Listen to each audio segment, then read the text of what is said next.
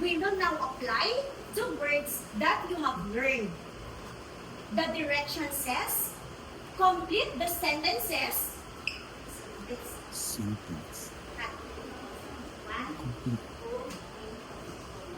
The direction says, complete the sentence by filling the blank with a correct word.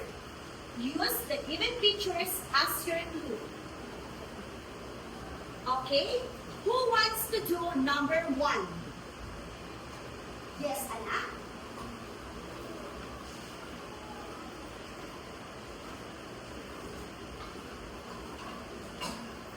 Okay.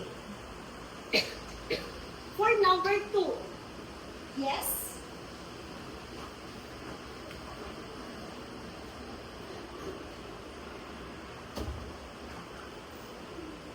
Thank you.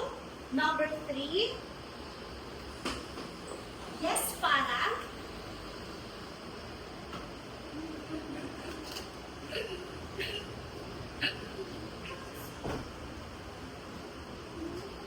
Number 4.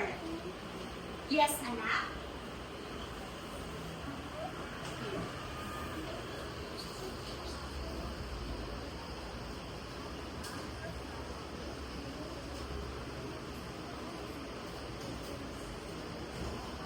And for number 5? Maria. Yes.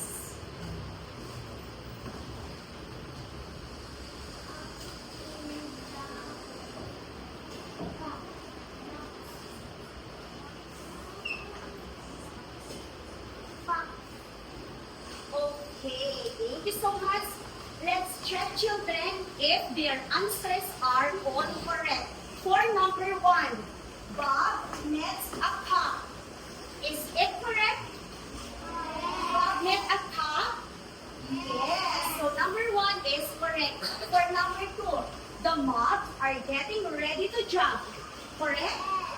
Correct. Yes, very good. For number 3, Bob saw a toy. Yes, correct. Number 4, the lad has a box. Correct. Yes, teacher, correct. Lastly, the fox is in the box. Yes. So, congratulations, children. I am happy to see that you completed the task completely and correctly.